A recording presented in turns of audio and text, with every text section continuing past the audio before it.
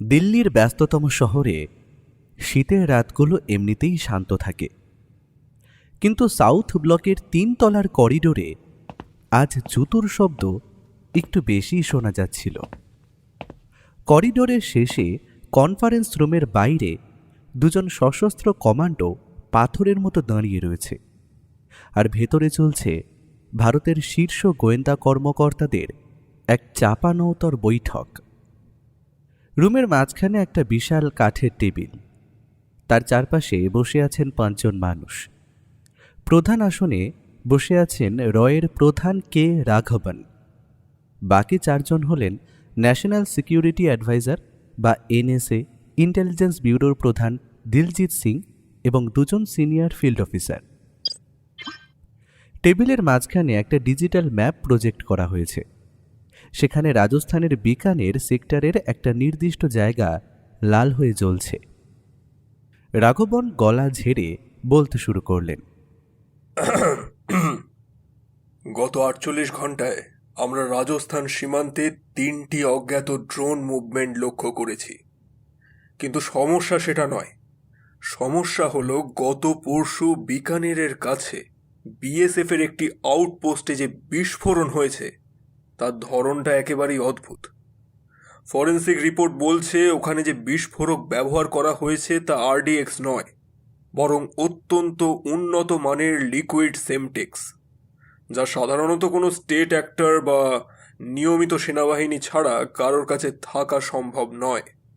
NSA Ajit Kumar নথিপত্র ঘাঁটতে ঘাঁটতে বললেন, তার মানে আপনি বলতে চাইছেন এটা কেবল কোনো টেররিস্ট গ্রুপ নয়, সরাসরি পাক সেনার কোনো উইং যুক্ত আছে, তাই তো? ঠিক তাই।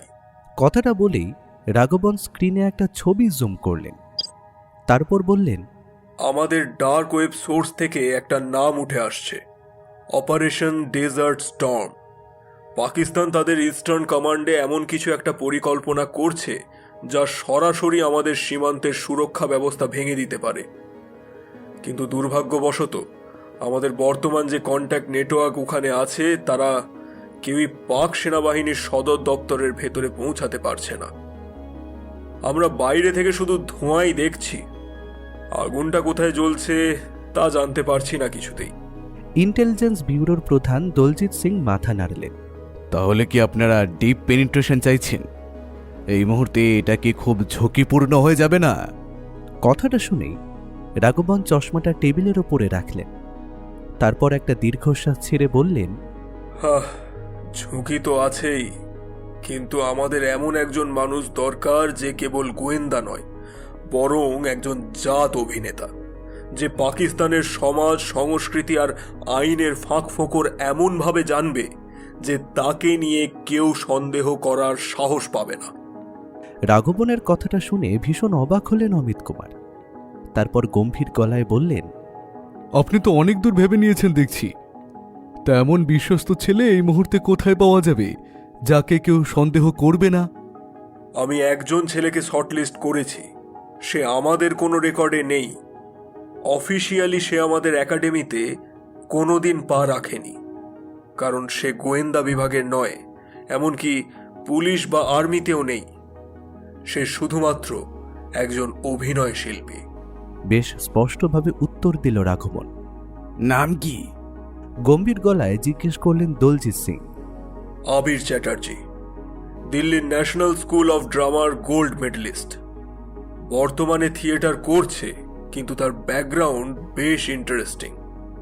তার বাবা ছিলেন এয়ারফোর্সের পাইলট, যুদ্ধের সময় শহীদ হয়েছিলেন।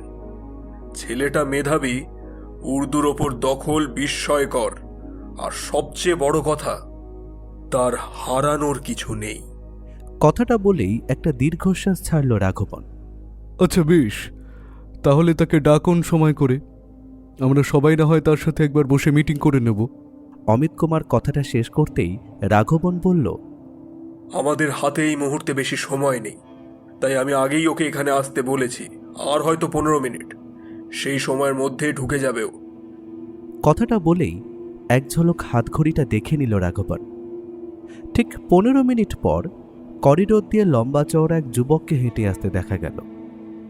জিন্স আর সাধারণ একটা শার্ট, চোখে চশমা। বাইরে থেকে দেখলে একে কোনোভাবেই স্পাই বলে মনে হবে না। আর এটাই ছিল রাঘবনের সবচেয়ে বড় বাজি। আবির কনফারেন্স রুমে ঢোকার পর রাঘবন ইশারায় তাকে বসতে বললেন। ঘরে এই মুহূর্তে রীতিমতন পিনপতন নিস্তব্ধতা। রাঘবন বলতে শুরু করলেন। আবির, তোমাকে এখানে কেন ডাকা হয়েছে তার কিছুটা আভাস হয়তো তুমি পেয়েছ, কিন্তু আসল কাজটা তার চেয়েও অনেক কঠিন। আমরা তোমাকে পাকিস্তানে পাঠাবো, কিন্তু কোনো বর্ডার দিয়ে চুরি করে নয়। তুমি যাবে একজন বৈধ ছাত্র হিসেবে। করাচি ইউনিভার্সিটিতে এলএলবি পড়ার জন্য তুমি স্কলারশিপ পেয়েছ, এমন একটা প্রোফাইল আমরা তৈরি করেছি। আবির শান্তভাবে সম্পূর্ণ কথা শুনছিল। তারপর মাঝপথে বাধা দিয়ে বলল, স্যার, করাচি ইউনিভার্সিটিতে ভর্তি হওয়া মানে তো আইবি বা আইএসআই এর নজরদারিতে থাকা। একজন ভারতীয় ছাত্র সেখানে গিয়ে আইনের বই পড়বে আর সেনার গোপন নথি চুরি করবে। লজিক্যালি এটা কি একটু বেশি ঝুঁকিপূর্ণ হচ্ছে না? আবিরের কথা শুনে রাঘবন মুচকি হাসলেন। তারপর বললেন, চমৎকার প্রশ্ন আবির, আর এখানেই তো তোমার বুদ্ধির পরীক্ষা। তোমাকে সেখানে গিয়ে ভারতীয় পরিচয় রাখতে হবে না। করাচিতে তোমার পরিচয় হবে জিশান হায়দার। তোমার পরিবার 1947-এর দেশভাগের সময় লখনৌ থেকে করাচিতে চলে গিয়েছিল। তোমার সমস্ত নথিপত্র, তোমার ছোটবেলার ছবি, এমনকি তোমার স্কুলের রেকর্ডও আমরা করাচির সিস্টেমে ঢুকিয়ে দিয়েছি। তুমি ওখানকার সিস্টেমের একটা অংশ হয়েই সেখানে থাকবে। সম্পূর্ণ কথা শুনে আবির একটু ভেবে বলল, মিশনের মূল উদ্দেশ্যটা কি স্যার? শুধু তথ্য পাচার করা নাকি কোনো নির্দিষ্ট কিছু ধ্বংস করা? রাঘবন উঠে দাঁড়িয়ে ম্যাপটার সামনে গেলেন। তোমার উদ্দেশ্য একটাই, মেজর জেনারেল ইমতিয়াজ আহমেদের ড্রয়িং রুম পর্যন্ত পৌঁছানো। আমাদের খবর অনুযায়ী এই অপারেশন ডেজার্ট স্টর্মের পুরো ব্লুপ্রিন্ট তার কাছেই আছে। তোমাকে ইমতিয়াজের বিশ্বাস অর্জন করতে হবে, আর তার জন্য তোমাকে ব্যবহার করতে হবে তোমার থিয়েটার স্কিল এবং তোমার আইনি জ্ঞান। ইমতিয়াজ এই মুহূর্তে তার একটি ব্যক্তিগত আইনি জটিলতায় জড়িয়ে আছেন। আমরা চাইছি তুমি তার সেই সমস্যা সমাধান করে তার ঘনিষ্ঠ হও। আবির ফাইলের পাতাগুলো উল্টে দেখল। তারপরে বলল, ইমতিয়াজ আহমেদ? ইমতিয়াজ আহমেদ মানুষটা কি লিগ্যাল জাস্টিসে বিশ্বাস করেন? না, সে বিশ্বাস করে মানুষের শারীরিক ক্ষমতাকে, কিন্তু আইন তাকে এমন জায়গায় কোণঠাসা করেছে যেখানে সে কেবল একজন প্রতিভাশালী আইনজীবীর ওপর ভরসা করতে পারে, আর সেই সুযোগটাই তোমাকে নিতে হবে। আবির জানলা দিয়ে বাইরে তাকালো। দেখল দিল্লির আকাশে কালচে মেঘ জমেছে। সে বুঝতে পারল আজ থেকে তার আসল জীবন শেষ। কিছুক্ষণ চুপ করে থাকার পরে আবির ধীর স্থির কণ্ঠে বলল, আমি রাজি স্যার, কিন্তু আমার একটা শর্ত আছে। কি শর্ত? ভীষণ অবাক হয়ে জিজ্ঞেস করল রাঘবন। পাকিস্তানে আমার কন্ট্যাক্ট পার্সন কে হবে সেটা আমি নিজে ঠিক করব। আমি চাই না দিল্লির হেডকোয়ার্টার থেকে কেউ সরাসরি আমার সাথে যোগাযোগ রাখুক, তাতে লিক হওয়ার ভয় বেশি। আবিরের কথা শুনে রাঘবন মাথা নাড়লেন। তারপর বললেন, ঠিক আছে, তবে করাচিতে আমাদের একজন পুরনো অ্যাসেট আছে। ওর নাম আসলাম। সে একটা বইয়ের দোকান চালায়। সেই হবে তোমার একমাত্র লিঙ্ক। এছাড়া তোমার আর কোনো অস্তিত্ব থাকবে না। তাহলে তুমি কি তৈরি? আবির চশমাটা খুলে টেবিলের ওপরে রাখল। তারপর চেয়ার ছেড়ে উঠে দাঁড়িয়ে গম্ভীর গলায় বলল, আমি তৈরি স্যার। এই মিশন সাকসেসফুল করার জন্য জিশান হায়দার একদম তৈরি। রাঘবন পকেট থেকে একটা ছোট মাইক্রোচিপ বের করে টেবিলের ওপরে রাখলেন। এতে ইমতিয়াজ আহমেদের গত 10 বছরের ইতিহাস আছে, তার দুর্বলতা, তার জেদ এবং তার সেই গোপন অপরাধ যা সে সারা দুনিয়ার কাছে লুকিয়ে রেখেছে। আজ রাতটা তোমার হাতে আছে। কাল ভোর 4টে তোমাকে অমৃতসর বর্ডারে নিয়ে যাওয়া হবে। সেখান থেকে তোমার নতুন যাত্রা শুরু। আর তোমার কোড নাম হলো ফ্যালকন। তোমাকে বাজ পাখির মতন তীক্ষ্ণ নজর রাখতে হবে সবকিছুর ওপর। আবিরকে সমস্ত কিছু বুঝিয়ে দেওয়ার পরে বৈঠক শেষ হয়। সবাই ঘর থেকে বেরিয়ে যাওয়ার পরে রাঘবন একা আবিরের কাঁধে হাত রাখলেন। তারপর বললেন, আবির, একটা কথা মনে রেখো, গোয়েন্দাদের জীবনটা হলো সাপ সিঁড়ি খেলার মতো। এখানে বেঁচে ফেরাটা জীবনের বোনাস বলতে পারো। কখন কি হয়ে যায় বলা মুশকিল, তবে আমি চাই তুমি এই খেলায় বেঁচে ফেরো। রাঘবনের কথা শুনে শুকনো হাসি হাসল আবির, কারণ সে ভালো করেই জানে এই অভিনয়ের শেষ দৃশ্যটা হয়তো অনেক বেশি রক্তক্ষয়ী হতে চলেছে। এতদিন মঞ্চ কাঁপিয়েছে অভিনয় করে, তবে এবারের অভিনয়টা একেবারেই অন্যরকম। দেশ বাঁচানোর লড়াই। হেডকোয়ার্টার থেকে বেরিয়ে নিজের বাড়িতে এসে পৌঁছল আবির। পুরনো দিল্লির এক জীর্ণ বাড়ি। সিলিং ফ্যানটা ক্যাঁচ শব্দে ঘুরছে। আবির তার ঘরের আলমারি থেকে একটা ছোট কাঠের বাক্স বের করল। ভেতরে তার বাবার এয়ারফোর্সের ইউনিফর্ম পরা একটা ঝাপসা ছবি আর মায়ের হাতের একটা পুরনো সোনার বালা। আবিরের মা সরস্বতী দেবীকে গত বছর ক্যান্সার কেড়ে নিয়েছে। বাবা যখন সীমান্তে শহীদ হন, আবিরের বয়স তখন মাত্র 7। বাবার মুখটা স্পষ্টভাবে মনেও নেই তার। ছোট থেকে রীতিমতো ননদের মতনই বড় হওয়া। যে দেশের জন্য তার বাবা প্রাণ দিয়েছে, আজ সে নিজেই সেই সীমান্তের ওপারে যেতে চলেছে, যেখান থেকে তার বাবা কোনোদিন ফেরেননি। সারাটা রাত দু চোখের পাতা এক করতে পারল না আবির, কারণ আজকের রাতটা পার হলেই তার তৈরি হবে এক নতুন জীবন, নতুন নাম। নিজে জ্যান্ত থাকার পরেও তার সমস্ত পরিচয় মৃত বলে ঘোষিত হবে। বাবার ছবিটা বুকে জড়িয়ে ঘরের মেঝেতে শুয়েছিল আবির। কখন চোখটা লেগে গেছে বুঝতে পারেনি। সম্বিত ফিরল যখন হঠাৎ দরজায় টোকা পড়ল, আর 2 চোখ ডলতে ডলতে মেঝেতে উঠে বসল আবির। চোখ মেলে দেখল ঘরের দরজায় রাঘবন দাঁড়িয়ে আছে। তারপর তড়িঘড়ি করে ঘড়ির দিকে তাকাতেই দেখল রাত 2টো বাজে। সময় হয়ে এসেছে আবির, গাড়ি নিচে দাঁড়িয়ে আমাদের বেরোতে হবে। আবির আলমারিতে রেখে দিল তার বাবার পুরনো ছবিটা। সে নিজের ঘরের ধুলো মাখা বইগুলোর দিকে একবার তাকিয়ে দীর্ঘশ্বাস ফেলল একটা। তারপর পকেট থেকে চশমাটা বের করে কাঁপা কাঁপা গলায় বলল, স্যার, এই বাড়িটা কি এভাবেই থাকবে? আসলে এই বাড়িটার মধ্যে আমার জীবনের অনেক স্মৃতি জড়িয়ে। আবির ধীর গলায় জিজ্ঞেস করল। রাঘবন ওর কাঁধে হাত রাখলেন। দেখো আবির, আমি তোমার আবেগ, অনুভূতি, মনের কষ্ট সবটাই বুঝতে পারছি। তবে যতদিন তুমি ওপারে আছো, এই বাড়ি রয়ের রক্ষণাবেক্ষণে থাকবে, কেউ হাত দেবে না। কিন্তু মনে রেখো, কাল থেকে এই বাড়ির সাথে তোমার আর কোনো সম্পর্ক নেই। তুমি আজ থেকে অনাথ। তোমার নাম, ঠিকানা, পরিচয় সব একেবারে পাল্টে যাবে। এক কথায় বলতে গেলে আজ আবির চ্যাটার্জির মৃত্যুদিন। তাই এই বাড়ি, এই দেয়াল, এই সমস্ত আবেগ তোমাকে ভুলতে হবে। হ্যাঁ, তুমি যদি মিশন সাকসেসফুল করতে পারো, তাহলে হয়তো তোমার এই বাড়ি আবার দেখার সৌভাগ্য হতে পারে। এবারে চলো, বেশি দেরি করা যাবে না। আবির আর কোনো কথা বলল না। মাথা নিচু করে ঘর থেকে বেরিয়ে এলো শুধু। তারপর সদর দরজায় দাঁড়িয়ে মাটির দিকে তাকিয়ে সে বিড়বিড় করল, মা, আমি আসছি, তবে ফিরে আসার কথা দিতে পারলাম না।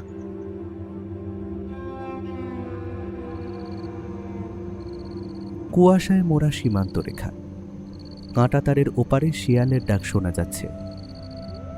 আবির এখন পুরো অন্য পোশাকে। সাধারণ একটা নীল রঙের সালোয়ার কামিজ, হাতে একটা সস্তা সুটকেস। ভেতরে তার জিশান হায়দার হওয়ার সমস্ত প্রমাণপত্র। রাঘবন আবিরের হাতে একটা ছোট কালো রঙের কলম দিলেন। বললেন, এটা সাধারণ কলম নয় আবির, এর ভেতরে একটা মাইক্রোফিল্ম রিডার আছে। আর শোনো, তুমি করাচি পৌঁছাবে লাহোর হয়ে বাসে করে। লাহোর স্টেশনে যখন নামবে, তখন পকেটমার বা পুলিশের থেকে সাবধান। তোমার আইডেন্টিটি কার্ডে যেন কোনো স্ক্র্যাচ না পড়ে। আবির কলমটা পকেটে রেখে বলল, স্যার, যদি কখনো ধরা পড়ি, আমাকে কি সত্যি আপনারা বাঁচানোর চেষ্টা করবেন না? আবিরের প্রশ্নের উত্তরে রাঘবন কিছু বললেন না। গোয়েন্দা প্রধানের পাথরের মতো চোখেও হয়তো এক মুহূর্তের জন্য জল চিকচিক করে উঠল। তিনি ইশারায় আবিরকে বর্ডার গেটের দিকে এগোতে বললেন শুধু। আবির যখন বর্ডার ক্রস করছিল, তার শরীরের প্রতিটি পেশি শক্ত হয়ে উঠেছিল। পাকিস্তানি রেঞ্জার্সরা পাসপোর্ট পরীক্ষা করতে লাগলো আবিরের। জিসান হায়দার, লখনৌ থেকে করাচি। কথাটা বলেই রেঞ্জার্স অফিসারটি সন্দেহভাজন দৃষ্টিতে তাকালো আবিরের দিকে। সেই ব্যক্তির দিকে তাকিয়ে শুকনো হাসি হাসল আবির। সে তার ভাঙা ভাঙা উর্দুতে বলল, জি জনাব, আব্বা মারা যাওয়ার পর করাচিতে চাচার কাছে থাকতে যাচ্ছি। ওখানে আইন পড়ার সুযোগ পেয়েছি। অফিসারটি পাসপোর্টে সিল মেরেই একরকম বিরক্তির ভঙ্গিতে বলল, যাও, পাকিস্তান মে খুশ আমদেদ। আবির যখন পাকিস্তানের মাটিতে পা রাখল, সে অনুভব করল তার পায়ের নিচের মাটি একই রকম। কারণ এই দেশের মাটিও তো একদিন ভারতেরই অংশ ছিল। মানুষ কাঁটাতার দিয়ে ভাগ করে দিলেই কি আর মাকে আলাদা করা যায়? তবে দেশের মাটি এক হলেও এখানকার পরিবেশ, গন্ধ সবই আলাদা। আজ থেকে দেশের সবথেকে বড় শত্রুদের মধ্যেই তাকে দিনরাত কাটাতে হবে এক বড় অনিশ্চয়তার মধ্যে।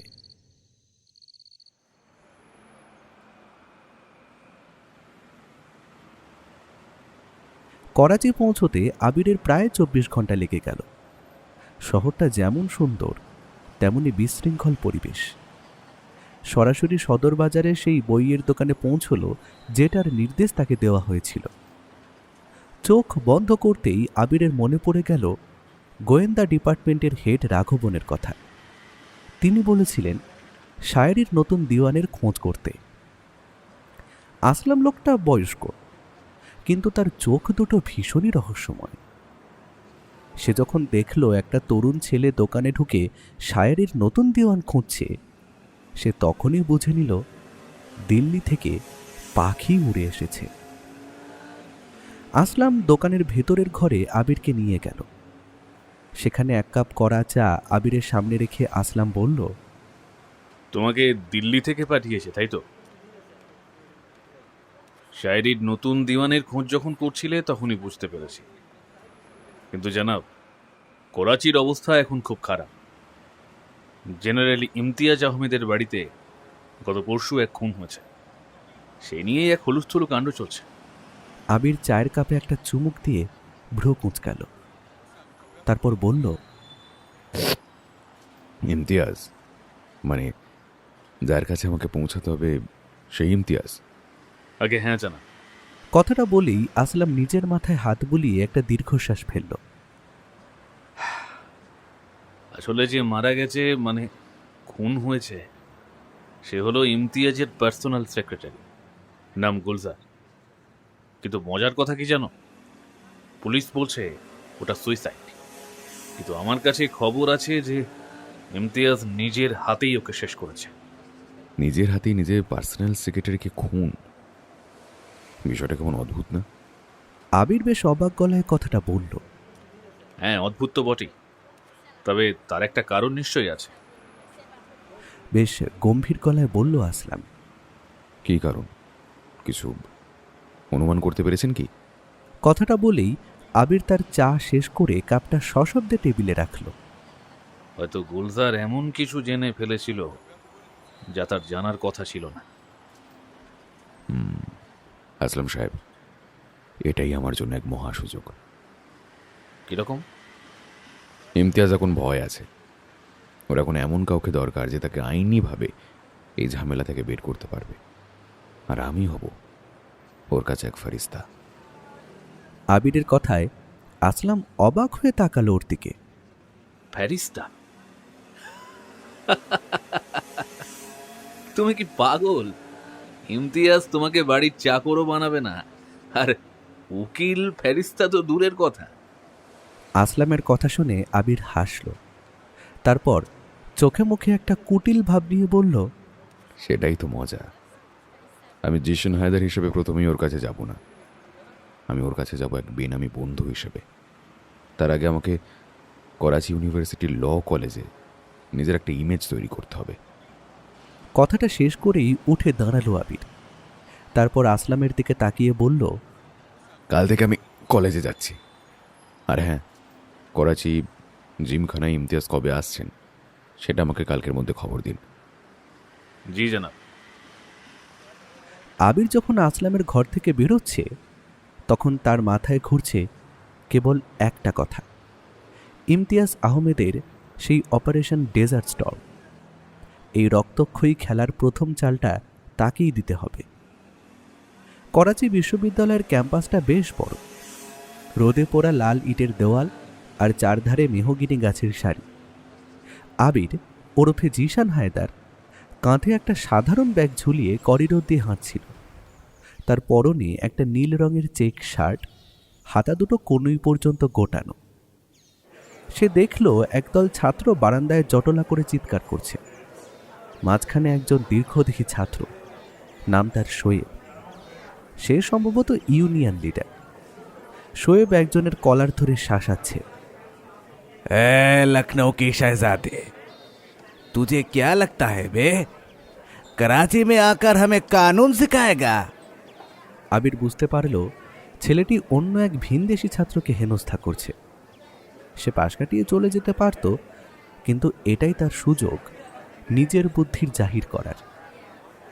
আবির ভিড় ঠেলে এগিয়ে গিয়ে শান্ত গলায় বলল, माफ कीजिएगा भाईजान, पर दफा 323 के तहत ये एक जुर्म है।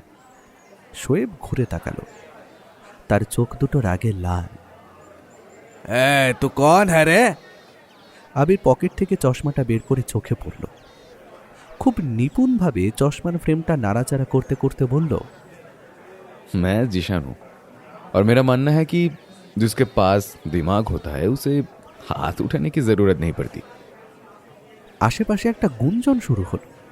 শোয়েব তেড়ে আসতে গিয়েও থমকে গেল আবিরের স্থির দৃষ্টি দেখে। আবির জানত করাচির এই ক্যাম্পাসে টিকে থাকতে হলে শুধু ভয় পেলে চলবে না, দাদাগিরির সামনে লজিক, আইন এসব দাঁড় করাতে হবে।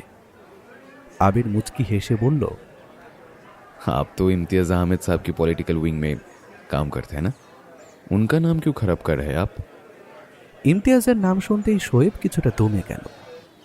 ক্যাম্পাসে ইমতিয়াজের প্রতিপত্তি সবাই জানে। শোয়েব বিড়বিড় করে বলল, देख लेंगे तुझे। একটু পরেই আবিরকে প্রিন্সিপাল শাহনওয়াজ সাহেবের ঘরে ডাকা হলো। শাহনওয়াজ সাহেব একজন রাশভারী মানুষ। তিনি চশমার ওপর দিয়ে আবিরের ফাইলের দিকে তাকালেন। জিশান হায়দার, লখনৌ থেকে এসেছ। তোমার একাডেমিক রেকর্ড তো খুব ভালো দেখছি, কিন্তু প্রথম দিনেই ল্যাঠা পাকিয়ে ফেললে যে। টেবিলের উপর রাখা পেপারওয়েটটা ঘোরাতে ঘোরাতেই কথাটা বললেন তিনি। আবির খুব নম্রভাবে মাথা নিচু করে দাঁড়িয়েছিল। সে ধীর স্থিরভাবে উত্তর দিল, सर, उसूलों पे आ गए तो टकराना तो जरूरी है। আমি শুধু ওকে মনে করিয়ে দিচ্ছিলাম যে আইনের ছাত্র হয়ে আইন ভাঙলে সেই ডিগ্রিটার কোনো মূল্য থাকে না। শাহনওয়াজ সাহেব হাসলেন, তারপরে বললেন, ঠিক আছে, তোমার মতো তীক্ষ্ণ বুদ্ধিমান ছেলেই আমার দরকার। শোনো, আগামীকাল জেনারেল ইমতিয়াজ আহমেদ আমাদের কলেজে আসছেন লাইব্রেরি উদ্বোধন করতে। আমি চাই তুমি ওর সামনে একটা ছোট্ট স্পিচ দাও। ওর লিগ্যাল উইংয়ে সবসময় নতুন নতুন প্রতিভার অধিকারীদের মেম্বার করা হয়। আমার মনে হয় তোমার সেখানে জায়গা পেতে খুব একটা অসুবিধে হবে না। আবিরের মনের ভেতরে তখন হাজারটা বাজনা বেজে উঠল। এটাই তো সে চেয়েছিল, সরাসরি ইমতিয়াজের সামনে গিয়ে দাঁড়ানোর লাইসেন্স। সে মনে মনেই ধন্যবাদ দিল রাঘুমনকে। সন্ধ্যায় আবির যখন আসলামের দোকানে পৌঁছল, সে দেখল আসলাম খুব চিন্তিত মুখে রেডিও শুনছে। রেডিওতে খবরের শিরোনাম বাজছে, ইমতিয়াজ আহমেদের সেক্রেটারি খুনের তদন্তের নতুন মোড়। আবির আসলামের পাশে বসে একটা দীর্ঘশ্বাস ফেলে বলল, আসলাম সাহেব, ইমতিয়াজ কাল কলেজে আসছেন, কিন্তু আমি চাইছি তার আগেই ওর ডেরায় একটা খবর পৌঁছে দিতে, ওর সেক্রেটারি গুলজারকে দিয়ে। আসলাম রেডিওর আওয়াজ কমিয়ে দিল। কি খবর? আবির হাতের পেনটা দিয়ে একটা কাগজে একটা ম্যাপ আঁকতে শুরু করলো। গুলজার খুন হওয়ার ঠিক 10 মিনিট আগে ইমতিয়াজের বাংলোর পেছনের গেট দিয়ে একটা গাড়ি বেরিয়েছিল। সে গাড়ির নাম্বার আমি জানি, দিল্লির নেটওয়ার্ক আমাকে কাল রাতে সেটা পাঠিয়েছে। আসলাম অবাক হয়ে বলল, তো তুমি কি সরাসরি জেনারেলকে ব্ল্যাকমেল করবে? সেই দুঃসাহস একদম দেখিও না, উনি কিন্তু তোমাকে জ্যান্ত পুঁতে ফেলবেন। আবির হাসল, চায়ের কাপে একটা সশব্দ চুমুক দিয়ে বলল, না আসলাম সাহেব, ব্ল্যাকমেল নয়। আমি ওনাকে বলবো যে আমি ওর শত্রু নই, বরং ওর বন্ধু হতে চাই। আমি ওনাকে বলবো, আপকে ঘর মেই কোই আস্তিন কা সাপ হ্যায়। হঠাৎ দোকানের বাইরে একটা কালো জিপ এসে থামল। আসলাম আর আবির দুজনেই সতর্ক হয়ে গেল তৎক্ষণাৎ। জিপ থেকে একটা ব্যক্তি নেমে এলেন, পরনে জলপাই রঙের উর্দি, নাম ক্যাপ্টেন তারিক। এই ব্যক্তি হল ইমতিয়াজের ডান হাত। তারিক দোকানে ঢুকে সোজা আবিরের সামনে গিয়ে দাঁড়াল, চোখে মুখে বেশ তীক্ষ্ণ ভাব। হাতের লাঠিটা দিয়ে বইয়ের তাকগুলোতে একটা সজোরে আঘাত করতে লাগলো। জিশান हैदर। বেশ গম্ভীর গলায় তারিক বলে উঠল। তবে তারিখের কণ্ঠস্বর শুনে যেখানে সবার ভয়ে বুক কেঁপে ওঠে, সেখানে সামান্যতম বিচলিত হল না আবির। স্থির হয়ে বসে রইল। जनरल साहब ने तुझे यहाँ देखा है। जिम खाना में तेरे लफ्ज कुछ ज्यादा ही तेज थे। আবিরের দিকে ঝুঁকে টেকনো গলায় কথাটা বলল তারিক। कौन है तू? सच बता, वरना ये जबान खामोश करने में मुझे 1 सेकंड लगेगा। তারিকের কথা শুনে আবির মুচকি হাসল, তারপর স্পষ্ট গলায় বলল, কাপ্তান সাহেব, জবান খামোশ করনে সে সচ্চাই নেই বদলতা। গুলজার আহমেদ যা জানতেন আমি তার চেয়েও বেশি জানি, আর সেটা জেনারেলের কানে পৌঁছানো আমার দায়িত্ব। তারিক মুহূর্তের জন্য থমকে গেল। সে বোধ হয় এমন উত্তরের জন্য তৈরি ছিল না। সে আবিরের চোখে চোখ রেখে দেখল সেখানে কোনো ভয় নেই, বরং আছে এক অদ্ভুত জেদ। ठीक है, चलो मेरे साथ। जनरल साहब इंतजार कर रहे हैं, हम भी देखते हैं तुझे क्या क्या मालूम है। আবির আসলামের দিকে একবার তাকালো। আসলামের চোখে তখন স্পষ্ট আতঙ্ক। আবির জিপে ওঠার আগে আসলামের কানে ফিসফিস করে বলল, যদি ফিরতে দেরি হয় তবে বুঝবেন থিয়েটার জমে গেছে। জিপটা স্টার্ট নিল। করাচির অন্ধকার রাস্তা দিয়ে আবির আজ সরাসরি চলেছে বাঘের ডেরায়। ক্যাপ্টেন তারিকের জিপটা যখন বিশাল লোহার গেট পার হয়ে ভেতরে ঢুকল, আবিরের বুকটা একবার সামান্য একটু কেঁপে উঠল শুধু। এর আগে যদিও এমন কোনো অপারেশনে সে অংশগ্রহণ করেনি, না আছে এর আগে পুলিশের চাকরির কোনো অভিজ্ঞতা, সেখানে দেশের হয়ে একটা স্পাই হিসেবে কাজ করাটা তার কাছে একটা চ্যালেঞ্জের মতন। তবে এই রকম চরিত্রে বহুবার থিয়েটারে অভিনয় করেছে ও, আর আজ সেই থিয়েটারটাই বাস্তবে। চারিদিকে সশস্ত্র পাহারাদার, সিসিটিভি ক্যামেরা আর কাঁটা তারের বেড়া। এই বাড়িতে ঢোকা সহজ, কিন্তু বের হওয়া। জিপ থেকে নামার পরে তারিক কর্কশ গলায় বলল, तलाशी करो एके। দুজন জওয়ান এসে আবিরের পকেট, জুতো, এমনকি চশমাটাও খুঁটিয়ে পরীক্ষা করল। কিছুই পেল না। আবির তখন মনে মনে হাসছে। নিজের মনেই বিড়বিড় করে সে বলল, ওর আসল অস্ত্র তো মাথায়, পকেটে খুঁজলে কিছুই তারা পাবে না। বাংলোর ড্রয়িং রুমটা রাজপ্রাসাদের মতো। দেওয়ালে বড় বড় তলোয়ার আর হরিণের মাথা সাজানো। সোফায় বসে ইমতিয়াজ আহমেদ সিগার টানছে। আবির ঘরে ঢোকার সাথে সাথে চোখ তুলে তাকালো। बैठिए जीशान हैदर। আবির বসার আগে একবার ঘরটা দেখে নিল। ডান দিকে সিঁড়ি দিয়ে একজন তরুণী নেমে আসছিল। পরনে ঘিয়ে রঙের সালোয়ার কামিজ, কাঁধ পর্যন্ত ছোট করে ছাটা চুল। এই সেই সারা, ইমতিয়াজের একমাত্র মেয়ে। সে একবার আবিরের দিকে কৌতূহলী দৃষ্টিতে তাকিয়ে বাবার পাশে গিয়ে বসল। ইমতিয়াজ সিগারেট ধোঁয়া ছেড়ে বললেন, তুমি বলেছিলে গুলজারের খুনের ব্যাপারে তুমি কিছু জানো যা আমি জানি না। মনে রেখো জিশান, আমার সামনে মিথ্যে কথা বলা আমি কিন্তু একেবারেই পছন্দ করি না। আমি জানি কেউ যদি আমার সামনে মিথ্যে কথা বলছে বা আমাকে ভুল বোঝানোর চেষ্টা করছে, তাহলে তো তার একটাই শাস্তি, দারসে সার আলাগ। আবির চশমাটা টেবিলের উপরে রাখল। তারপর ধীরে ধীরে এক টুকরো কাগজ বের করল। জেনারেল সাহেব, গুলজার আহমেদ শুধু আপনার সেক্রেটারি ছিলেন না, তিনি ছিলেন আপনার ব্ল্যাক বক্স। তিনি জানতেন আপনি কোথায় কত টাকা রেখেছেন এবং আপনার অপারেশন ডেজার্ট স্টর্মের ফাইলটা কোথায় থাকে। আবিরের কথাটা শোনা মাত্রই ইমতিয়াজ আর তারিক দুজনেই একসাথে চমকে উঠল। ঘরে এক মুহূর্তের জন্য নেমে এলো পিন পতন নিস্তব্ধতা। তারিক তার রিভলভারের বাঁটে হাত দিল। ইমতিয়াজ গর্জে উঠলেন, যে নাম কিসনে বাতায়া? আবির শান্তভাবে চুলে হাত বুলিয়ে দীর্ঘশ্বাস ফেলে বলল, গুলজার সাহেবের ডায়েরি থেকে আমি একটা নাম্বার পেয়েছি। ওই ডায়েরির শেষ পাতায় লেখা ছিল, ঘর কি ছাদ সে জহের গিরতি হ্যায়। তার মানে আপনার খুনি এই বাড়ির ভেতরেই আছে, আর আপনার অপারেশন নিয়ে যে ডিল হচ্ছে তার খবর দুবাই পর্যন্ত পৌঁছেও গেছে ইতিমধ্যে। সারা হঠাৎ বলে উঠল, বাবা, এই ছেলেটা কি কোনো গোয়েন্দা? এর আগে তো ওকে আমাদের জেলায় কোনোদিনও দেখিনি। ও যা বলছে তা তো খুব ভয়ঙ্কর। তোমার তো তাহলে প্রতি পদে পদে বিপদ। আবির সারার দিকে তাকিয়ে মৃদু হেসে বলল, আমি গোয়েন্দা নই সারা ম্যাডাম, আমি আইনের ছাত্র। আর আইন বলে প্রমাণ ছাড়া কাউকে দোষী বলা যায় না, কিন্তু আমি আপনাকে সেই প্রমাণ দিতে পারি।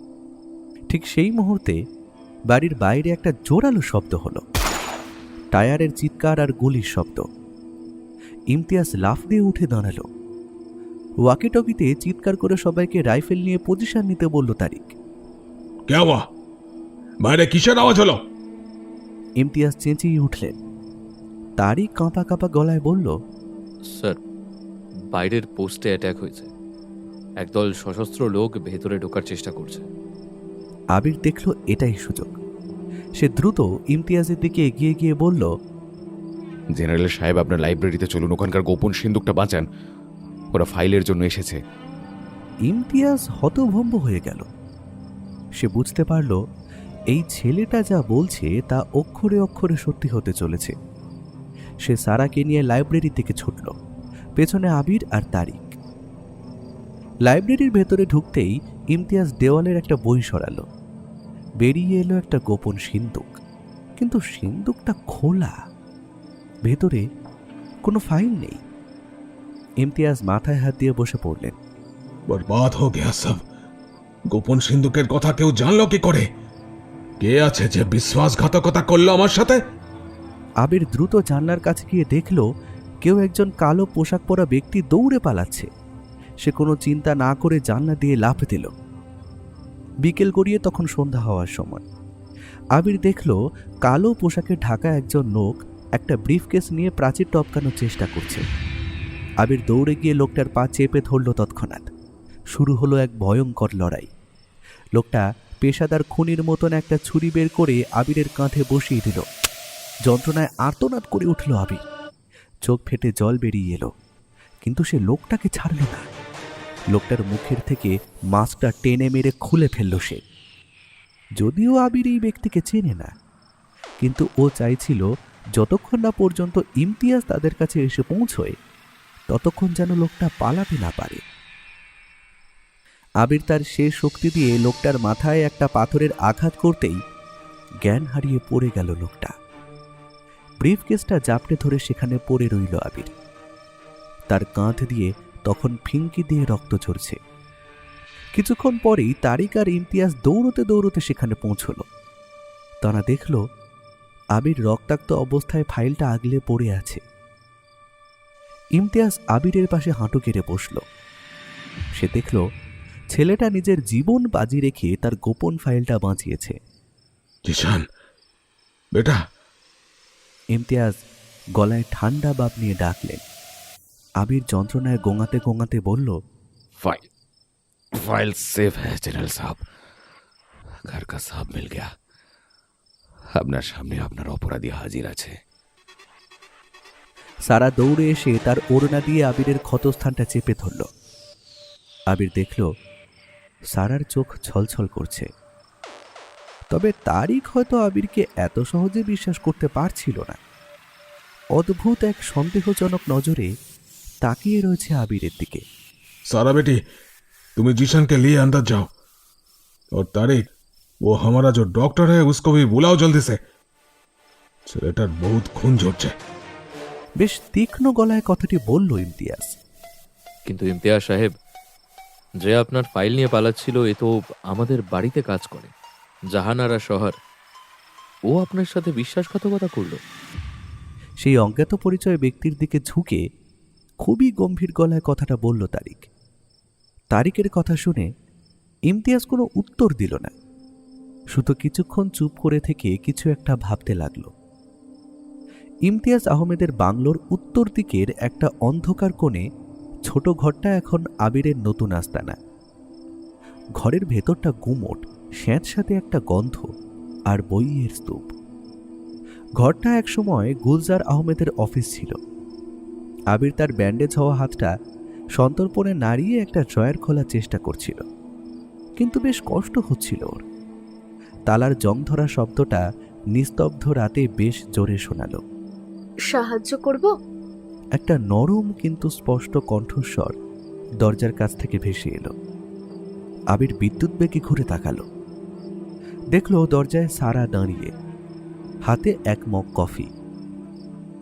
ঘরে আধো আলো আধো অন্ধকারে ওর মুখটা অদ্ভুত শান্ত দেখাচ্ছে। চশমাটা ঠিক করে নিয়ে হাসার চেষ্টা করলো আবির।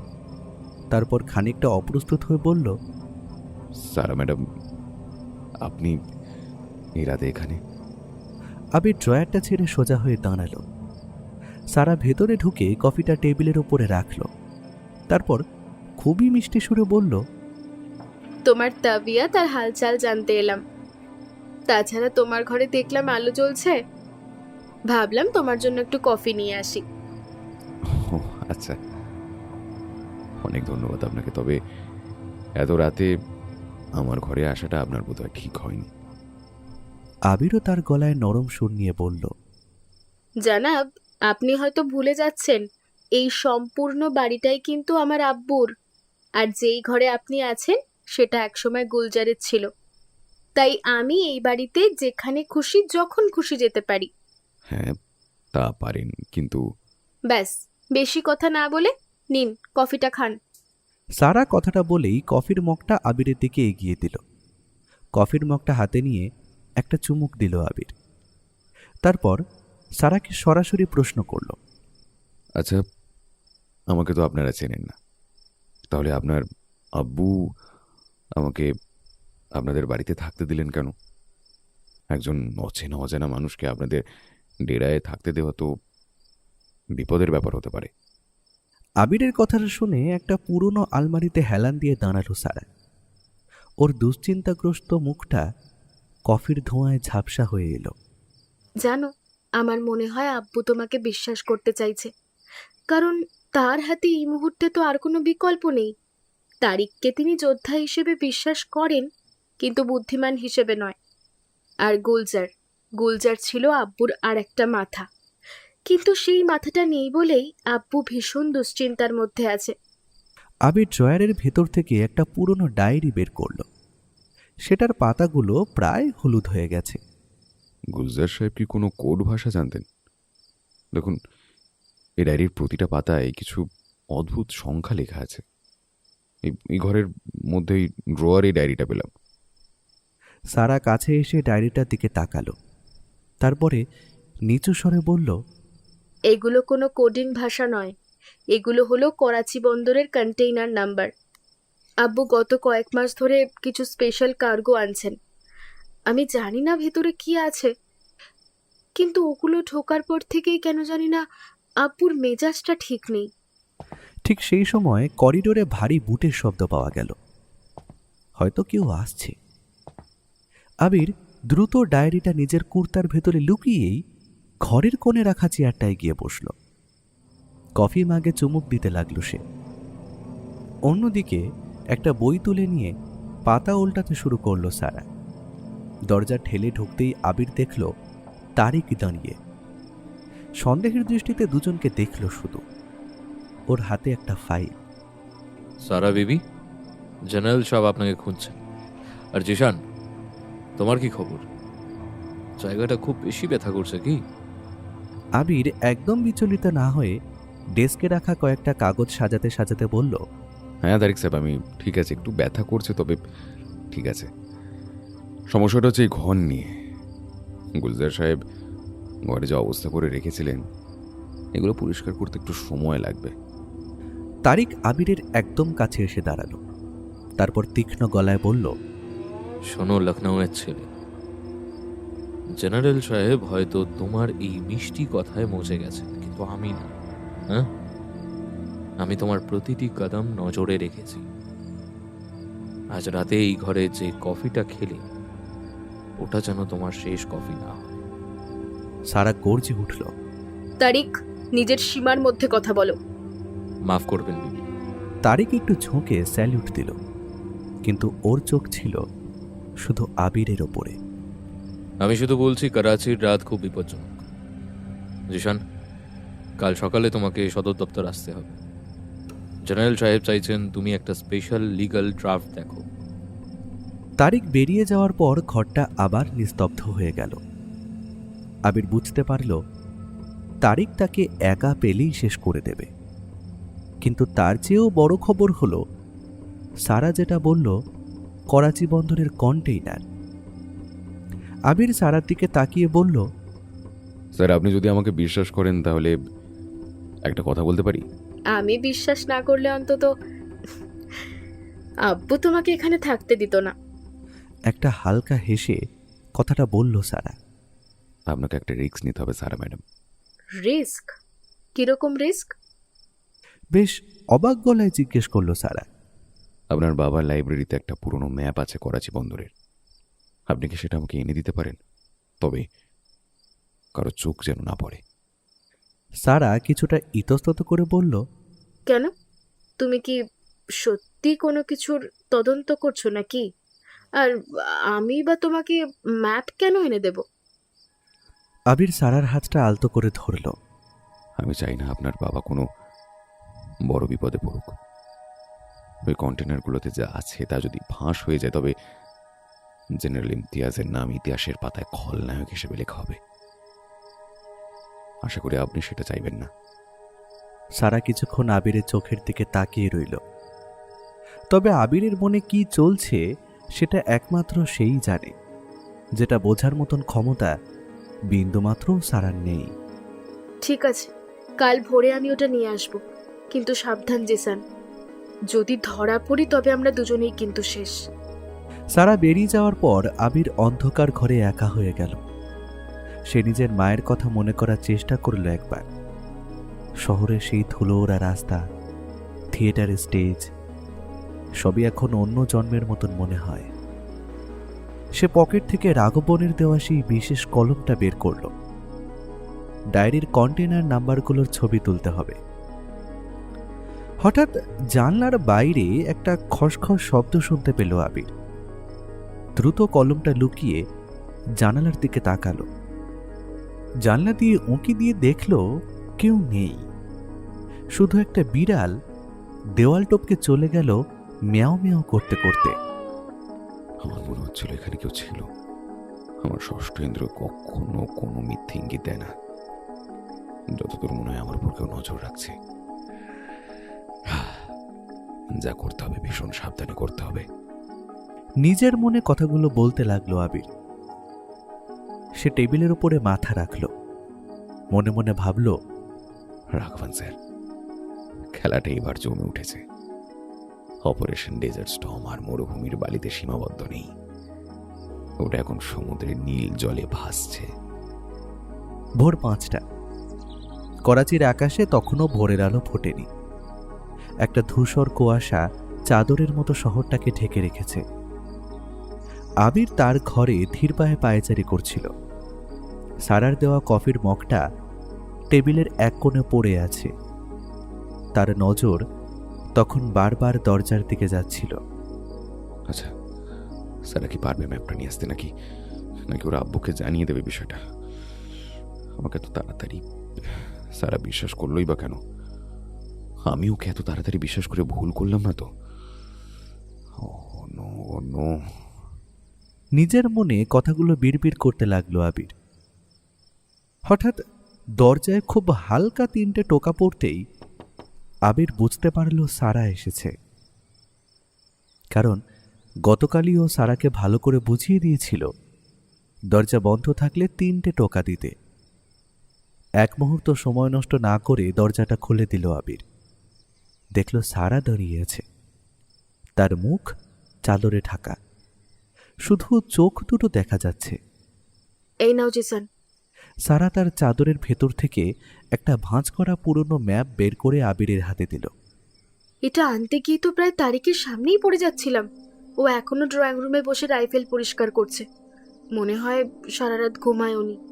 আবির ম্যাপটা নিয়ে টেবিলের আলোয় মেলল। সে সারার দিকে তাকিয়ে নিচু স্বরে বলল, আপনাকে অনেক ঝুঁকি নিতে হলো সারা ম্যাডাম, কিন্তু এই ম্যাপটা ছাড়া আমি ওই কন্টেনারগুলোর হদিশ পেতাম না। তবে আমাকে বিশ্বাস করে কাজটা করার জন্য অনেক ধন্যবাদ। তুমিও তো আমাকে বিশ্বাস করে বলেছ, আর এই সারা বিবি কখনো বিশ্বাসঘাতকতা করে না। খুবই নিচু গলায় কথাটা বলল সারা। তারিক সাহেবের ঘুম উড়ে গেছে সারা ম্যাডাম, কারণ ওর ভয় আমাকে নিয়ে। কথাটা বলতে বলতে হালকা হেসে উঠল আবির। কেন? তোমাকে নিয়ে ওর কিসের ভয়? নিজের জায়গা হারানো, নিজের বিশ্বস্ততা হারানো। আসলে ওর ভয় আমি যদি ইমতিয়াজ সাহেবের খুব পছন্দের হয়ে উঠি, সাথে তোমারও। শেষের দিকের কথাটা খুবই নিচু গলায় বলল আবির। ওর কথার মধ্যে একটা অন্য ইঙ্গিত লক্ষ্য করা যাচ্ছিল। আবিরের কথাটা শোনা মাত্রই সারা ওর খুব কাছে এসে দাঁড়ালো। তার চোখে চোখ রেখে এক দৃষ্টিতে তাকিয়ে রইল একে অপরের দিকে। তাহলে তো এই ভয়টা হওয়াটা ওর স্বাভাবিক। জানো জিসান, তোমাকে দেখে আমারও খুব সন্দেহ হয়।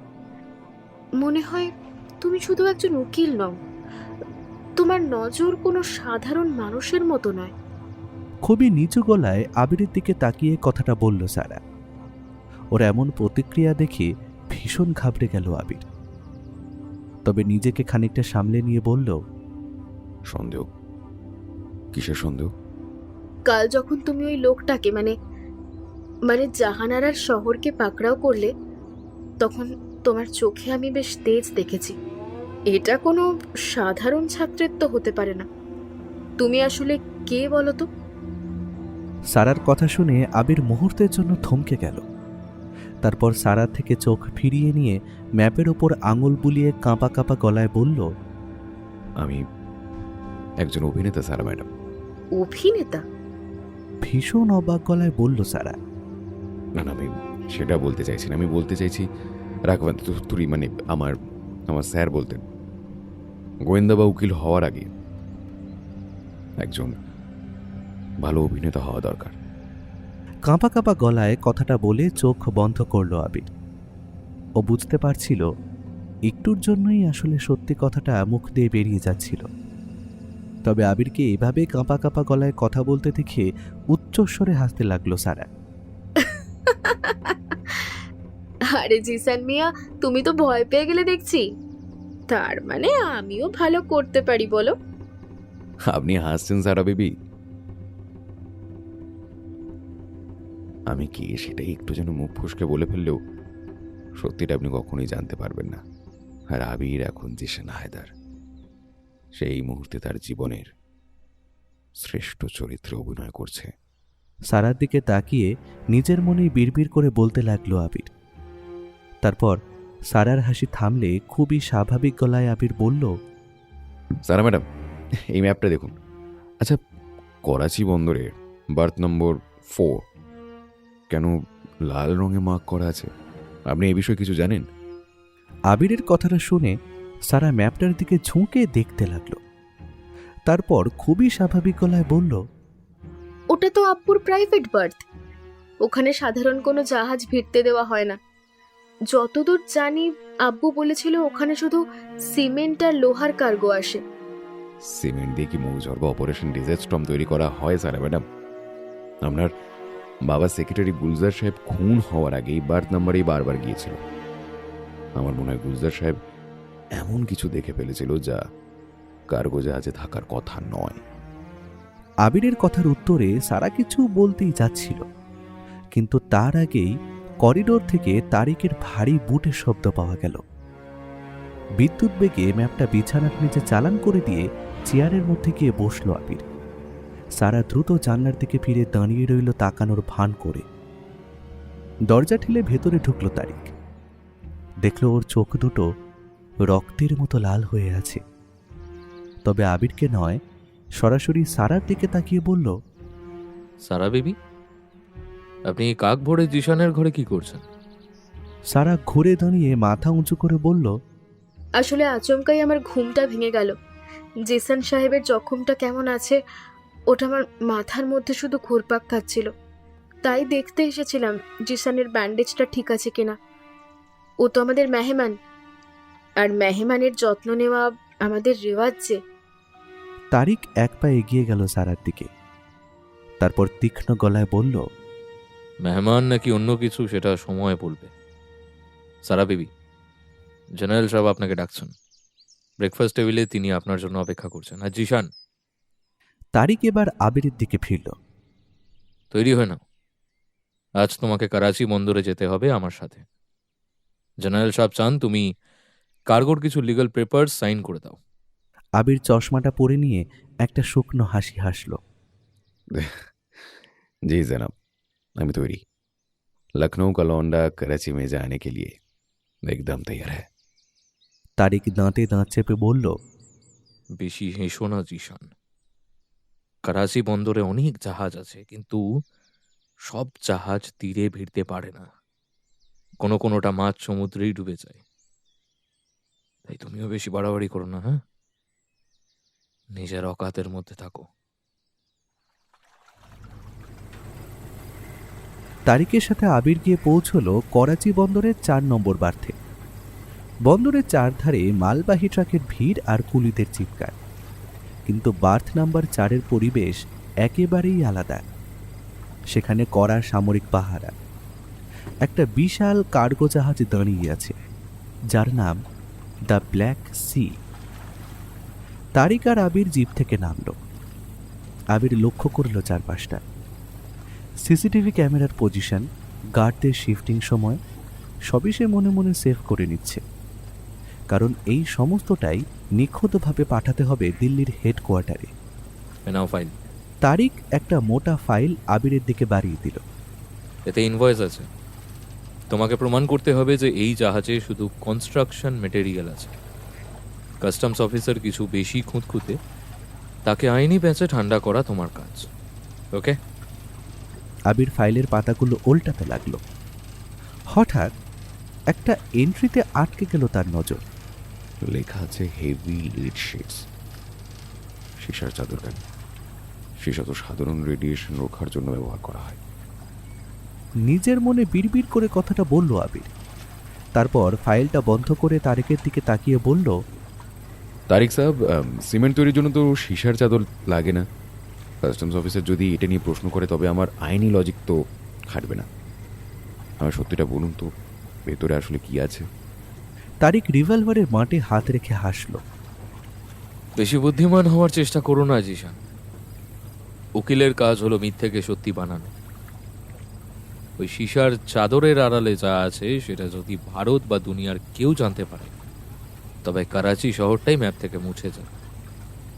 তাই বেশি কথা না বলে তুমি শুধু সই করো। ইমতিয়াজ সাহেব নিতান্তই তোমাকে দায়িত্ব দিয়েছে, তাই না হলে এই তারিক আলীকে প্রশ্ন করার সাহস কারণ নেই। আবির সই করার জন্য পেনটা হাতে নিল, তবে সেই বিশেষ কলম যেটা রাঘবন তাকে দিয়েছিল। সই করার বাহানায় সে কলমের ভেতরের মাইক্রো ক্যামেরা দিয়ে ফাইলের পাতাগুলোর ছবি তুলে নিল অতি সন্তর্পণে। আর এটা করার সময় তার হাত একটুও কাঁপল না। হঠাৎ বন্দরের এক কোণে শোরগোল শুরু হলো। একটা কন্টেইনার তোলার সময় তার দড়ি ছিঁড়ে নিচে পড়ে গেছে। ভেতর থেকে বেরিয়ে পড়েছে কিছু অদ্ভুত কালো রঙের ড্রাম। আর এই দৃশ্যটা দেখা মাত্রই তারিকের মুখটা ফ্যাকাশে হয়ে গেল। তারিক ওয়াকি টকিতে চিৎকার করে উঠল তৎক্ষণাৎ, শুট হিম। যে ওই ড্রামগুলোকে দেখবে তাকে শুট করো।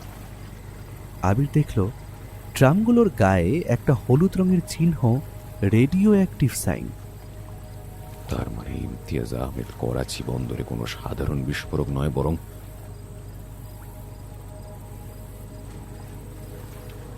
পারমাণবিক তেজস্ক্রিয় বজ্র বা ডাটি বম তৈরির সরঞ্জাম জমা করছে। এটাই কি তাহলে অপারেশন ডেজার্ট স্টর্ম? ভারতের সীমান্তে তেজস্ক্রিয়তার ঝড় বইয়ে দেওয়া। আবির নিজের মনেই বিড়বিড় করল, রাঘবন স্যার, পাখি একদম সঠিক জায়গায় ডানা মেলেছে। এবার শুধু ছৌ মারার অপেক্ষা। হঠাৎ তারিক আবিরের দিকে ঘুরে দাঁড়ালো। তুমি কি দেখলে জিশান? সত্যি করে বলো। আবির চশমাটা নাকের ডগায় নামিয়ে স্থির গলায় বলল, আমি শুধু ড্রামগুলো দেখলাম তারিক স্যার, আর দেখলাম আপনার কপালে ঘাম জমেছে। করাচির এই গরমেও আপনার ভয় লাগছে কেন? তারিক আবিরের কলারটা চেপে ধরল। তোর উপর আমার সন্দেহটা একদম ঠিক ছিল। তুই কোনো সাধারণ উকিল নোস। আজ এই বন্দরেই তোর ফ্যাসলা হবে। দাঁড়া। আবির তখন এক বড় অনিশ্চয়তার মুখে, কিন্তু তার চোখে মুখে কোনো ভয় নেই। কারণ সে জানে ফ্যালকন যখন আকাশে ওড়ে তখন সে শিকার না ধরে নিচে নামে না। করাচি বন্দরের বার্থ নম্বর 4-এ এখন বাতাসের আর্দ্রতার চেয়েও ভারী হয়ে উঠেছে তারিকের সন্দেহের ছায়া। তারিকের হাতের মুঠোয় আবিরের কলার। তারিকের চোখের মনি দুটো ছোট হয়ে এসেছে, ঠিক যেন এক হিংস্র হায়না শিকারের আগে থমকে আছে। বল জিশান, তুই কে? তারিক দাঁতে দাঁত চেপে গর্জে উঠল, সাধারণ একজন উকিল ওই তেজস্ক্রিয় ড্রাম দেখে ভয় পায়, কিন্তু তোর চোখে আমি কৌতূহল দেখছি। তুই জিশান হায়দার নোস। তুই দিল্লি থেকে আসা কোনো হিন্দুস্তানি জানোয়ার না। আবির দেখল আশেপাশে কয়েকজন গার্ড বন্দুক তাক করে এগিয়ে আসছে। এটাই চরম মুহূর্ত। সে যদি এখন ধরা পড়ে তবে পুরো অপারেশন ডেজার্ট স্টর্ম সফল হয়ে যাবে, আর ভারতের মানচিত্র থেকে মুছে যাবে এক বিস্তীর্ণ এলাকা। তারিক সাহেব, আপনি লড়ছেন নিজের জায়গা বাঁচানোর জন্য, আর আমি লড়ছি শহরটাকে বাঁচানোর জন্য। ওই ড্রামগুলো যদি ফেটে যায় তবে করাচি বন্দরে আজ আপনার বা আমার কবরের জন্য না কোনো মাটি অবশিষ্ট থাকবে না। আমি কিন্তু আপনাকে এবং এই শহরকে এবং ইমতিয়াজ সাহেবকে বাঁচানোর জন্য চেষ্টা করছি। ঠিক সেই মুহূর্তে বন্দরের ক্রেন থেকে একটা সাইরেন বেজে উঠল। তারিক এক মুহূর্তের জন্য অন্যমনস্ক হতেই কনুই দিয়ে তারিকের পেটে একটা মোক্ষম আঘাত করল আবির। তারিকের হাতের মুঠো আলগা হতেই আবির দৌড় দিল কন্টেইনারগুলোর মাঝখানে। পকড়ো উসে, জিন্দা ইয়া মুর্দা, মুঝে ও চাইয়ে। চিৎকার করে উঠল তারিক। আবিরের মাথায় তখন শুধু এক চিন্তা, দিল্লির হেডকোয়ার্টার। সে দৌড়তে দৌড়তে তার সেই বিশেষ কলমটা বের করল। কলমের মাথায় একটা ছোট্ট বোতাম আছে, যা চাপলে সরাসরি রাঘবনের কাছে একটা এনক্রিপ্টেড সিগন্যাল আর তোলা ছবিগুলো ক্লাউডে আপলোড হয়ে যাবে। আবির বোতামটা টিপল। কলমের গায়ে একটা নীল আলো জ্বলে উঠেই আবার নিভে গেল। বুঝতে পারল ডেটা ট্রান্সফার শুরু হয়েছে। পিছন থেকে শাঁ শাঁ করে কয়েকটা গুলি বেরিয়ে গেল আবিরের কানের পাশ দিয়ে। একটা বিশাল লোহার কন্টেইনারের আড়ালে ঝাঁপ দিল আবির। সামনেই সমুদ্র। নীল জলরাশির জলোচ্ছ্বাস যেন সবকিছু শেষ করে দেবে। হঠাৎই আবিরের পকেটে থাকা ফোনটা কেঁপে উঠল। কোনো রকমে মোবাইলটা বের করে দেখল স্ক্রিনে ভেসে উঠেছে একটা নাম, সারা। আবির ফোনটা ধরল। ওপার থেকে সারার উত্তেজিত কণ্ঠস্বর ভেসে এলো, জিসান, তারিক আব্বুকে ফোন করেছে। ও বলছে তুমি নাকি ইন্ডিয়ান স্পাই। আব্বু গ্যারিসন থেকে ফোর্স পাঠাচ্ছে। তুমি যেখানে আছো ওখান থেকে এখনই সরে যাও। আবির একটা দীর্ঘশ্বাস ফেলে বলল, স্যার ম্যাডাম, আপনার আব্বু যা করছেন তা শুধু অন্যায় নয়, তা মানব জাতির বিরুদ্ধে অপরাধ। ওই ড্রামগুলোতে তেজস্ক্রিয় বজ্র আছে। উনি পুরো করাচি আর রাজস্থান সীমান্তকে ধ্বংস করতে চাইছেন। ফোনের ওপারে কিছুক্ষণ স্তব্ধ হয়ে রইল সারা। কান্নার শব্দ পাওয়া যাচ্ছিল ওর। আমি জানতাম না জিসান, আমি সত্যি জানতাম না আব্বু এত দূর যাবে। জিসান, 4 নম্বর বার্থের পিছনে একটা ছোট ফিশিং বোট আছে, নাম সিতারা। ওটার মাঝি আসলামের লোক। ও তোমাকে জিমখানা পর্যন্ত পৌঁছে দেবে। ওখান থেকে আসলাম তোমাকে বের করে দেবে।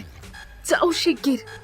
সারা আমাকে সাহায্য করতে চাইছেন, কিন্তু কেন?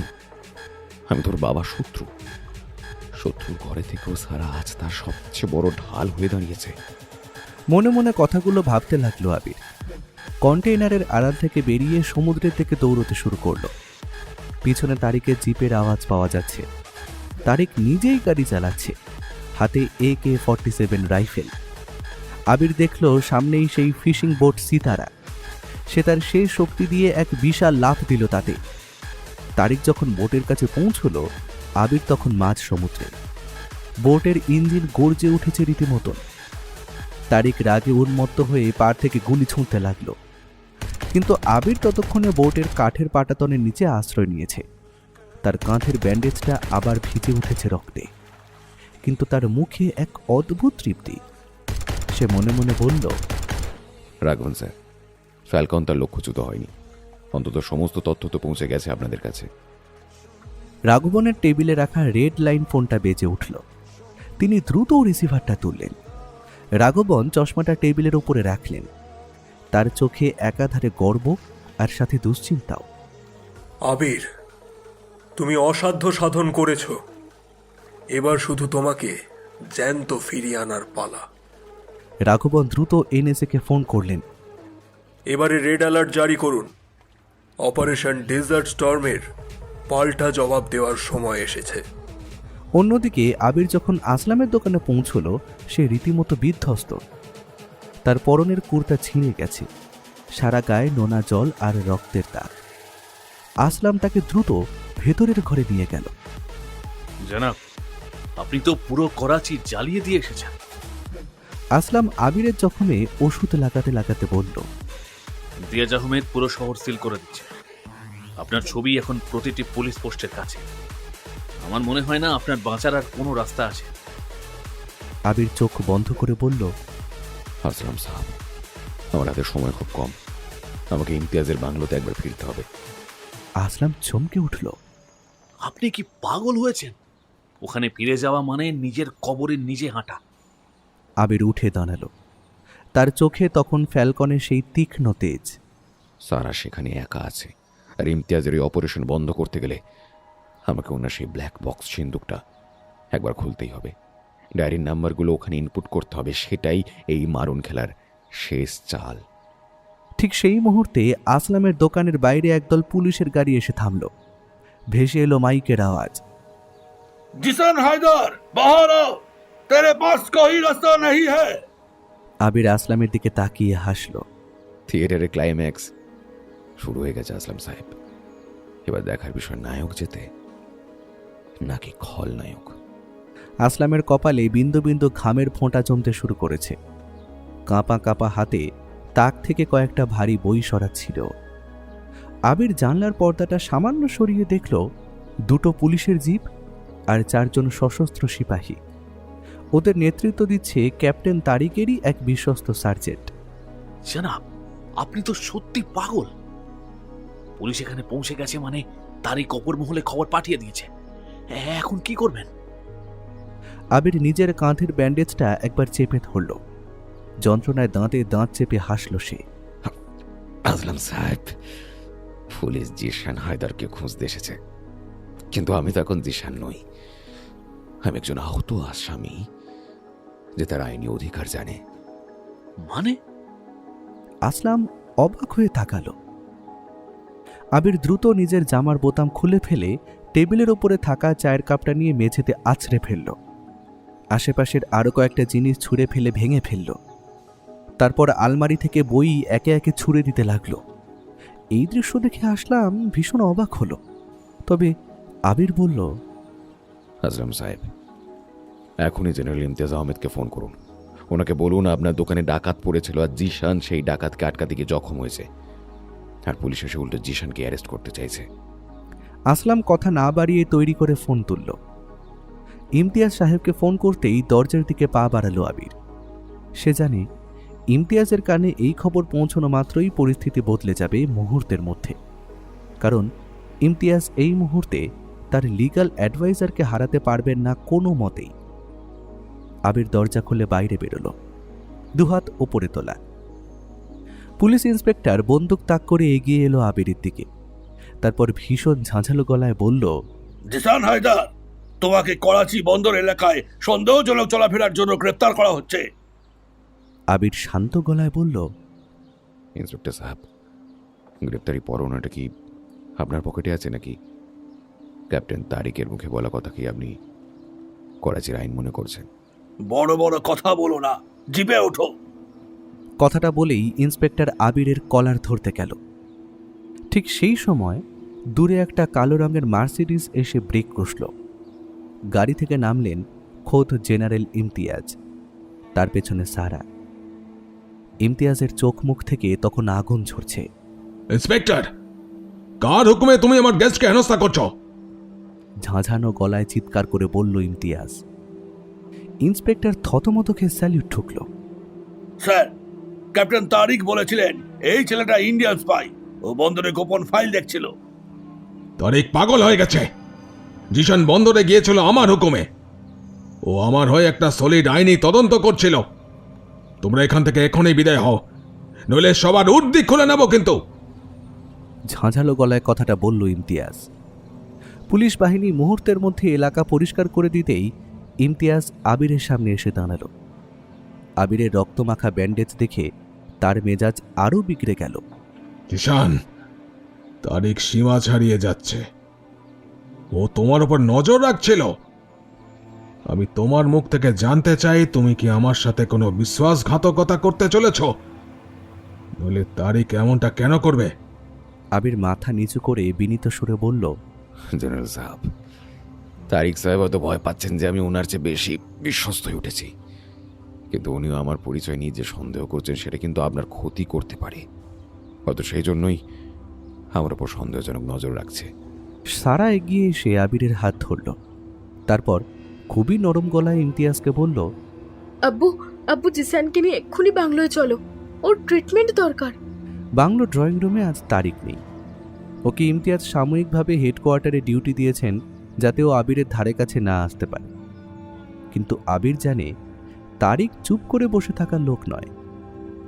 ইমতিয়াজ টেবিলের ওপর সেই ড্রামগুলোর কিছু ল্যাব রিপোর্ট রাখলেন। জিশান, আজ বন্দরে তুমি যা দেখেছো সেটা নিয়ে যেন বাইরের কেউ কিছু না জানে।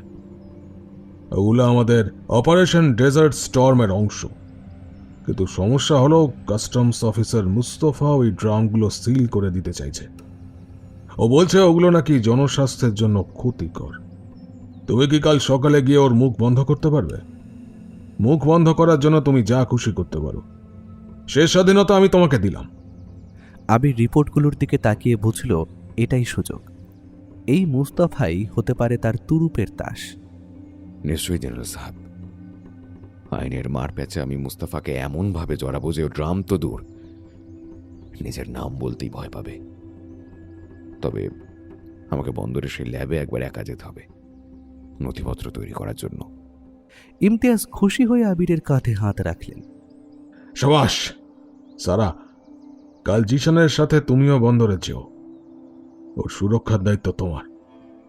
সারা মাথা নেড়ে সম্মতি জানাতেই ঘর থেকে বেরিয়ে গেল ইমতিয়াজ। আবিরের চোখের দিকে তাকালো সারা। তারপর আবিরের খুব কাছাকাছি এসে কানের কাছে মুখ নিয়ে ফিসফিস করে বলল, তুমি যে মুস্তাফাকে ভয় দেখাবে না বা ওর সাথে কোনো রকম ঝামেলা করবে না, সেটা আমি বুঝতেই পেরেছি। তুমি যাচ্ছ ওই ড্রামগুলো নিয়ে কিছু একটা করতে। আমি কি কিছু ভুল বললাম তোমায়? আবির সারার দিকে তাকিয়ে একটা লম্বা শ্বাস নিল। সে জানল এই মেয়েটার কাছে আর বেশি দিন সত্যি লুকানো যাবে না। সারা ম্যাডাম, আপনার বাবা যে পথে হাঁটছেন সেই পথে শুধু ধ্বংস আছে। ঠিকই বলেছেন, আমি মুস্তাফার মুখ বন্ধ করতে যাচ্ছি না, আমি যাচ্ছি ওই ড্রামগুলোর লোকেশন চেঞ্জ করতে, যাতে ভারতের সীমান্তে কোনোদিন ডেজার্ট স্টর্ম না পৌঁছায়। আপনি কি আমায় সাহায্য করবেন? সারা কিছুক্ষণ নিস্তব্ধ হয়ে রইল। বাইরের আকাশে তখন চাঁদ মেঘে ঢেকে গেছে। সারা ফিসফিস করে বলল, আমি আব্বুকে বাঁচাতে চাই জিসান, কিন্তু নিরপরাধ মানুষকে মারার বিনিময় নয়। আমি তোমার সাথে আছি। আবির মনে মনে ভাবল, রাঘবন স্যার, ফ্যালকন এবার তার পালক ঝেড়ে তৈরি হচ্ছে। কালকের দিনটা হবে যুদ্ধের সবচেয়ে বড় টার্নিং পয়েন্ট। সকাল থেকেই বন্দরে একটা থমথমে উত্তেজনা। সারা আর আবির বন্দরে পৌঁছল। সারা আজ বেশ গম্ভীর। সে ইমতিয়াজের গাড়ি থেকে নেমে আবিরের কানে ফিসফিস করে বলল, জিসান, আমাদের ওপর নজর রাখা হচ্ছে। তারিখের লোকজন বন্দরে সাদা পোশাকে ঘুরে বেড়াচ্ছে, লক্ষ্য করো সেটা। আবির চশমাটা ঠিক করে নিয়ে মাথা নাড়ল। সে সোজা কমিশনার মুস্তাফার অফিসের দিকে হাঁটা দিল। করিডোরে তারিকের 2 বিশ্বস্ত জওয়ানকে দাঁড়িয়ে থাকতে দেখল সে। ওরা আবিরকে দেখে নিজেদের মধ্যে ইশারায় কিছু একটা বলল। মুস্তাফার চেম্বারটা বেশ ছিমছা। মুস্তাফা একজন প্রৌঢ় মানুষ, চোখে চশমা, সামনে স্তূপাকার ফাইল। আবির ভেতরে ঢুকেই গম্ভীর গলায় সেলাম জানালো। আসুন জিশন সাহেব, জেনারেল ইমতিয়াজ আমাকে ফোন করেছিলেন। তিনি চান আমি এই ড্রামগুলো ছেড়ে দিই। কিন্তু আপনি কি জানেন ওই ড্রামগুলো আসলে কি? আবির মুস্তাফার একদম সামনে গিয়ে বসল। সে পকেট থেকে তার সেই বিশেষ কলমটা বের করে টেবিলের ওপরে রাখল। তারপর নিচু স্বরে বলল, জানি মুস্তাফা সাহেব, ওগুলো পারমাণবিক বর্জ্য, আর সেই কারণেই আমি এখানে এসেছি। আর জেনারেল সাহেবের হয়ে নয়, নিজের হয়ে। মুস্তাফা এবার চমকে তাকিয়ে চশমাটা খুললেন। মানে আপনি কি জেনারেলের উকিল নন? আবির নিজের গলার স্বর আরো নামিয়ে আনল। আমি জিশান হায়দার, আর আমি চাই না করাচির সাধারণ মানুষ বা আমার সীমান্তের ওপারের মানুষ কোনো তেজস্ক্রিয়তার শিকার হোক। মুস্তাফা সাহেব, আপনার সই ছাড়া ওই কন্টেনারগুলো বেরোতে পারবে না। আপনি যদি সই না করে ওগুলোকে বিপজ্জনক বজ্র হিসেবে বাজেয়াপ্ত করার নোটিশ দেন, তবেই এই ধ্বংসলীলা আটকানো সম্ভব। মুস্তাফা ঘামতে শুরু করলেন। কিন্তু জেনারেল আমাকে মেরে ফেলবেন। আবির কলমটা ঘুরিয়ে ইশারা করল। আপনি একা নন, ওই ড্রামগুলোর খবর অলরেডি আন্তর্জাতিক মহলে পৌঁছানোর ব্যবস্থা আমি করছি। আপনি শুধু সময় নিন, আজকে দিনটা পার করে দিন কোনোভাবে। ঠিক সেই সময় ধরাস করে দরজা খুলে ভেতরে ঢুকল তারিক। তার পেছনে 4 জন সশস্ত্র পুলিশ। তারিকের হাতে একটা হাতে লেখা চিরকুট। বন্ধ করুন এই নাটক। তারিক গর্জে উঠল। মুস্তাফা সাহেব, এই ছেলেটার পরিচয় আমার হাতে এইছে। জিশান হায়দার নামে লখনৌতে কেউ কোনোদিন ল কলেজে পড়েনি।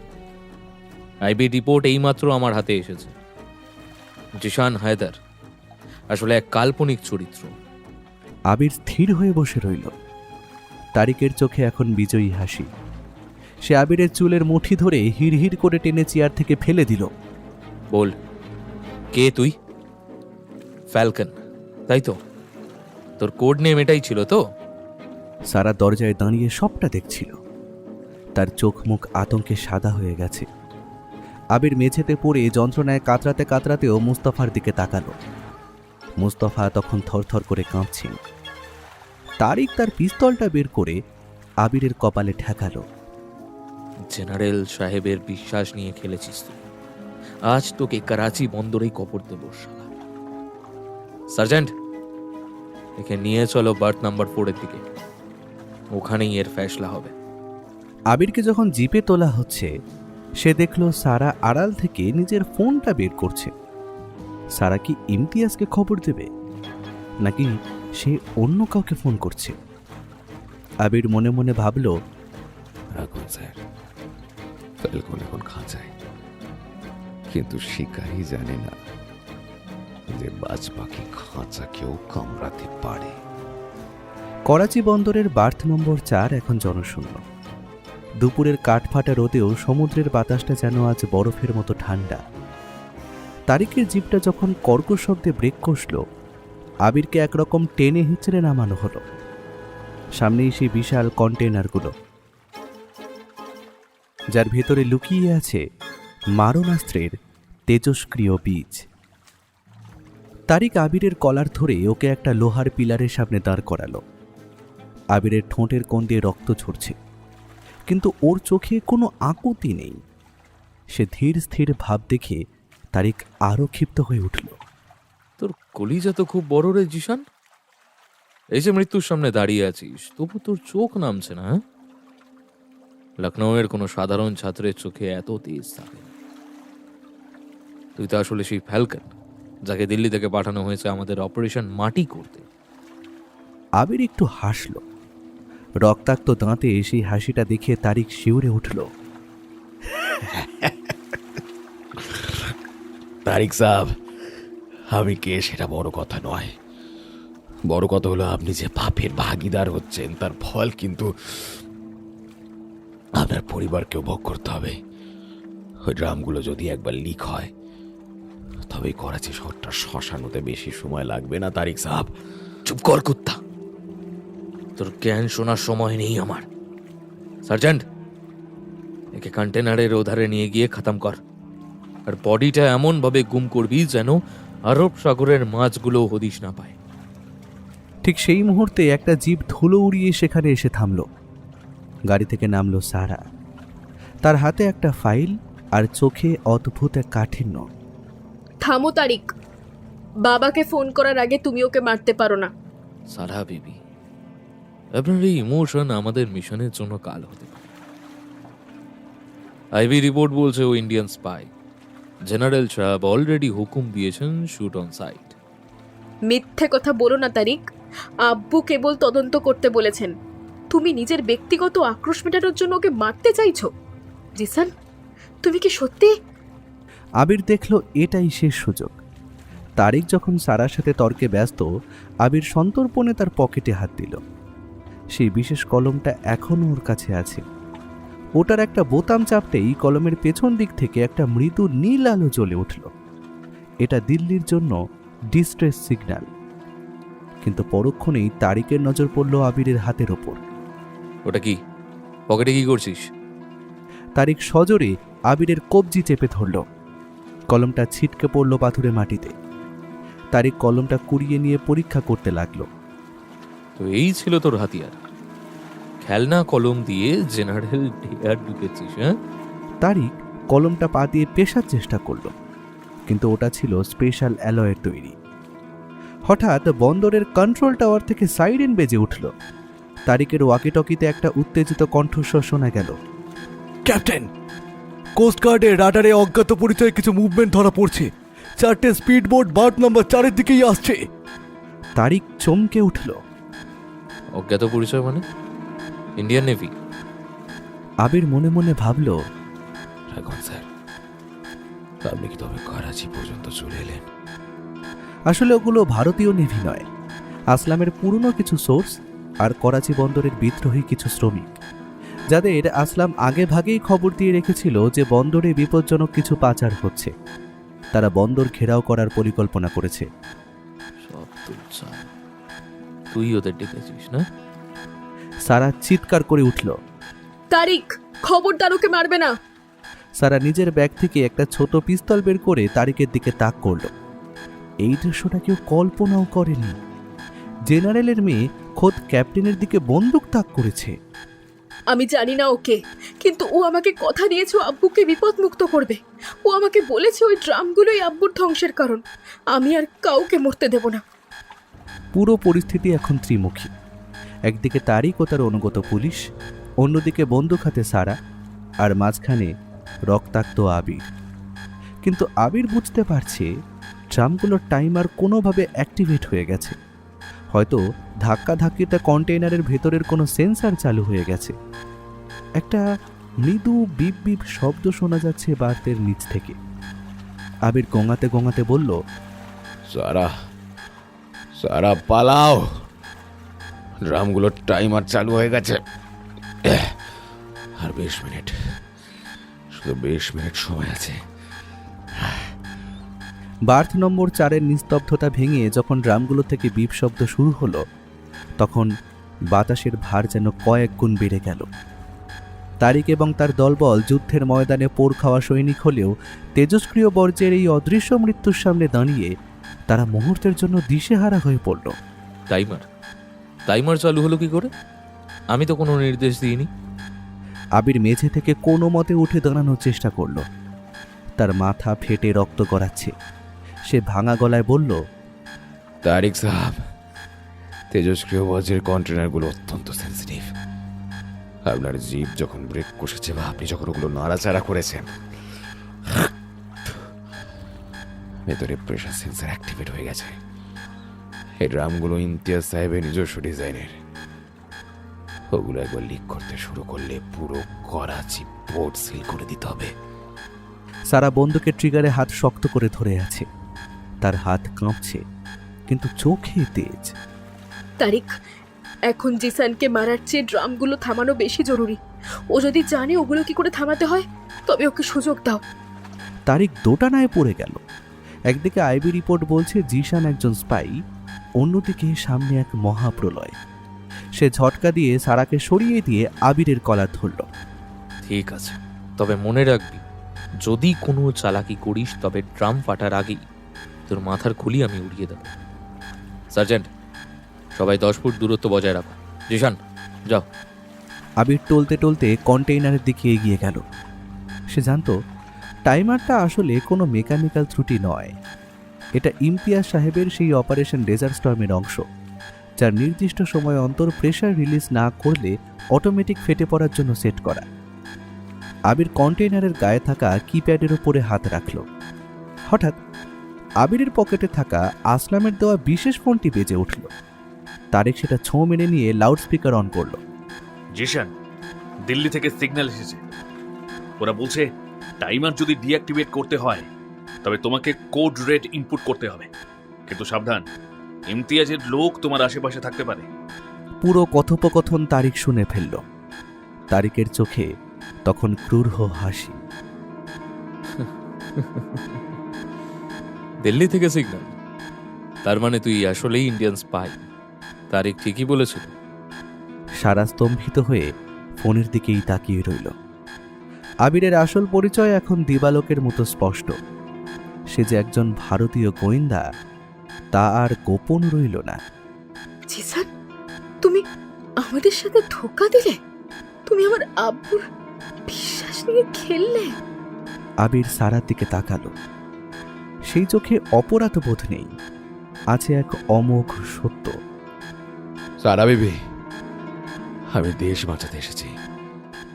আপনার আব্বুর পরিকল্পনা সফল হলে করাচি যেমন ধ্বংস হতো, তেমনি আমার ভারতে রাজস্থানও শ্মশান হতো। আমি শুধু একটা বড় যুদ্ধ আটকাতে চেয়েছি। যথেষ্ট হয়েছে। সার্জেন্ট, ওকে গুলি কর। ঠিক সেই মুহূর্তে আকাশের বুক চিরে এক জোরালো শব্দ শোনা গেল। দুটো ব্ল্যাক হক হেলিকপ্টার বন্দরের ওপর দিয়ে উড়ে গেল। ওগুলো পাকিস্তানের নিয়মিত সেনাবাহিনীর নয়, বরং জেনারেল ইমতিয়াজের বিরোধী গোষ্ঠীর কিছু স্পেশাল ফোর্স, যারা এই অবৈধ পারমাণবিক পাচারের খবর পেয়ে হস্তক্ষেপ করতে এসেছে। আসলামের পাঠানো খবর এখন আন্তর্জাতিক মহলে দাবানলের মতো ছড়িয়ে পড়েছে। বন্দরের প্রধান গেট দিয়ে কয়েকটা সাঁজোয়া গাড়ি ঢুকে পড়ল। হুলুস্থুলু কাণ্ড শুরু হলো। তারিকের পুলিশ বাহিনী এখন বিভ্রান্ত। কারা বন্ধু আর কারা শত্রু তারা আর বুঝতে পারছে না। টাইমার থামানোর জন্য মাত্র 12 মিনিট আছে তারিক সাহেব। আমাকে যদি এখন মারেন তবে ওই ড্রামগুলোর হাত থেকে আপনাদের আর্মি বা পুলিশ কেউ বাঁচাতে পারবে না। তারিক দেখল সময় শেষ। সে রাইফেল নামিয়ে দাঁতে দাঁত চেপে বলল, যাও, টাইমার বন্ধ কর। যদি বাঁচি তবে তোকে আমি নিজের হাতে ফাঁসি কাটে ঝোলাম। আবির কন্টেইনারের ডিজিটাল প্যানেলে হাত রাখল। তার মাথার ভেতরে তখন রাঘবনে সেই পাসওয়ার্ডগুলো ঘুরছে। সে টাইপ করতে শুরু করল, FALCON007। প্যানেলটা হলুদ হয়ে জ্বলে উঠল। আবির বুঝল ইমতিয়াজ সাহেবের বাংলোর সেই সিন্দুক থেকে পারমিশন না পেলে এই ড্রাম থামানো অসম্ভব। সে সারার দিকে তাকালো। সারা, তোমার আব্বুর কাছে যাও, ওনাকে বলো সিন্ধু রিমোট অ্যাক্সেস ওপেন করতে। একমাত্র ওনার একটা ক্লিকই এই বিস্ফোরণ আটকাতে পারে। সারা বুঝতে পারল ঘৃণা বা বিশ্বাসভঙ্গের চেয়েও এখন জীবনের দাম অনেক বেশি। সে গাড়ির দিকে দৌড়ে গেল। এদিকে তারিক আবিরের ওপর নজর রাখতে গিয়ে হঠাৎ একটা গুলির শব্দ শুনতে পেল। বন্দরের উঁচু ক্রেনের ওপর থেকে এক অজ্ঞাত আততায়ী তারিকের কাঁধ লক্ষ্য করে গুলি ছুঁড়ল। তারিক মাটিতে লুটিয়ে পড়ল। আবির দেখল পুরো এলাকা এখন রণক্ষেত্রে পরিণত হয়েছে, কিন্তু তার লক্ষ্য একটাই, সেই ড্রাম। আর মাত্র 8 মিনিট। বার্থ নম্বর 4-এ এখন বারুদের গন্ধ আর তেজস্ক্রিয় ভয়ের সংমিশ্রণ। টাইমারের লাল ডিজিটাল সংখ্যাগুলো নির্দয়ভাবে কমে আসছে। তারই কাঁধে গুলি খেয়ে মাটিতে পড়ে কাতরাচ্ছে, কিন্তু তার চোখ এখনও আবিরের দিকে। বন্দরের চারিদিকে তখন গোলাগুলি শুরু হয়েছে। জেনারেল ইমতিয়াজের অনুগত বাহিনী আর করাচি গ্যারিসনের নিয়মিত সেনার যুদ্ধে এক গৃহযুদ্ধের পরিস্থিতি তৈরি হয়েছে সেখানে। আবির কন্টেইনারের কিপ্যাডের শেষ চেষ্টা করছে। আবির মনে মনে ভাবল, মাস্টার কি তো জেনারেলের বাংলোয়। স্থান জেনারেল ইমতিয়াজ আহমেদের বাংলো। সময় টাইমার যখন 5 মিনিট। সারা ঝড়ের বেগে লাইব্রেরিতে ঢুকল। ইমতিয়াজ তখন তার গোপন সিন্দুকের সামনে বসে আছেন, হাতে একটা রিমোট কন্ট্রোল। তার চোখে এক অদ্ভুত জেদ আর হতাশা। আব্বু আব্বু আপু রিমোটটা দিলে, করাচি বন্দর ধ্বংস হতে চলেছে। সারা হাঁপাতে হাঁপাতে বলল। ইমতিয়াজ শান্ত গলায় বললেন, ওটা ধ্বংস নয় সারা, ওটা বিসর্জন। জিশান বা আবির যাই হোক না কেন, সে আমাকে আজ আন্তর্জাতিক মহলে অপরাধী প্রমাণ করে দিয়েছে। ভারতীয় বাহিনীর সীমান্তে অ্যালার্ট হয়ে গেছে। আমার অপারেশন ডেজার্ট স্টর্ম আর সফল হবে না। তাহলে এই ড্রামগুলো কেন বেঁচে থাকবে? কিন্তু ওখানে হাজার হাজার নির্দোষ মানুষ আছে আব্বু। তারই কাছে জিসান আছে। জিশান একজন ধোঁকাবাজ। ও আমার বিশ্বাস নিয়ে খেলেছে। আব্বু, ও ধোঁকা দিয়েছে নিজের দেশের জন্য, যেমনটা আপনি আপনার দেশের জন্য লড়েছেন। কিন্তু আপনার এই জেদ যদি করাচিকে শ্মশান করে দেয়, তবে ইতিহাসে আপনি হিরো নন, খুনি হিসেবে পরিচিত হবেন। দয়া করে বার্থ নাম্বার 4-এর অ্যাক্সেসটা ওপেন করুন আব্বু। ইমতিয়াজ রিমোটের দিকে তাকালেন। তার আঙুল তখন অ্যাক্টিভেট বাটনের ওপরে। বাইরে সাইরেনের শব্দ শোনা যাচ্ছে। হঠাৎ তার ফোনে একটা মেসেজ এলো, রাঘবনের পাঠানো এক সংক্ষিপ্ত বার্তা। জেনারেল, আপনার মেয়ের জীবন আপনার হাতে। আবির তাকে রক্ষা করার চেষ্টা করছে। এবার সিদ্ধান্ত আপনার। ইমতিয়াজের মন পাথরের মতো কঠিন হলেও কোথাও একটা ফাটল ধরল। তিনি কাঁপা কাঁপা হাতে রিমোটের নীল বোতামটা টিপলেন। স্থান করাচি বন্দর। সময় টাইমারের 1 মিনিট 30 সেকেন্ড। আবির দেখল কন্টেইনারের কিপ্যাড হঠাৎ সবুজ হয়ে উঠল। সে এক মুহূর্ত দেরি না করে টাইপ করল সেই কোড যা সে আগে থেকেই মুখস্থ করে রেখেছিল। DISARM99। প্যানেলে একটা শব্দ হলো। টাইমারের সংখ্যাগুলো থেমে গেল ঠিক যখন সেখানে জ্বলজ্বল করছিল 0.04। মাত্র 4 সেকেন্ড। আবির হাঁটু গেড়ে বসে পড়ল সমুদ্রের নোনা হাওয়ায়। তার শরীর আর দিচ্ছে না। রক্তক্ষরণ আর মানসিক চাপে সে এখন ক্লান্ত। ঠিক সেই সময় গ্যারিসনের সেনাদল বার্থ নম্বর 4 নিয়ন্ত্রণে নিয়ে নিল। তারিককে স্ট্রেচারে করে তোলা হলো। তারিক যাওয়ার সময় আবিরের দিকে তাকালো। সেই চোখে আর ঘৃণা ছিল না, ছিল এক অদ্ভুত শূন্যতা। সে বুঝতে পেরেছে এই খেলায় আবির তাকে বুদ্ধিতে এবং নৈতিকতায় উভয় দিক থেকেই হারিয়ে দিয়েছে। সারা জিপ নিয়ে বন্দরে এসে পৌঁছল। সে গাড়ি থেকে নেমে দৌড়ে এলো আবিরের কাছে। আবির তখন ঝাপসা চোখে সমুদ্রের দিকে তাকিয়ে আছে। জিসান, জিসান, জিসান, তুমি ঠিক আছো? সারা কান্নায় ভেঙে পড়ল। আবির ম্লান হেসে বলল, জিশান হায়দার আজ মারা গেছে সারা বেবি, কিন্তু আবির চ্যাটার্জি কিছুদিন বেঁচে থাকবে। সারা আবিরের হাতে একটা ছোট প্যাকেট দিল। এটা আসলাম পাঠিয়েছে। বন্দরের দক্ষিণ গেটে একটা অ্যাম্বুলেন্স দাঁড়িয়ে আছে, ওটা তোমাকে সীমান্ত পর্যন্ত পৌঁছে দেবে। আব্বু তোমাকে যেতে দেওয়ার অনুমতি দিয়েছেন, কিন্তু কিন্তু শর্ত একটাই, পাকিস্তানে পা রাখবে না। আবির পকেট থেকে সেই বিশেষ কলমটা বের করল। ওটা এখন অকেজো, কিন্তু ওটার ভেতরে থাকা চিপে এখনো সব তথ্য সুরক্ষিত। সে সারাকে বলল, আপনার আব্বুকে বলবেন, দেশপ্রেম মানে শুধু সীমান্ত রক্ষা নয়, নিজের দেশের মানুষকে রক্ষাকেও দেশপ্রেম বলে। আবির যখন অ্যাম্বুলেন্সের দিকে হাঁটছে, সে দেখল করাচির আকাশে সূর্য ডুবছে। এক দীর্ঘ ক্লান্তিকর অভিনয়ের পর্দা নামছে আজ।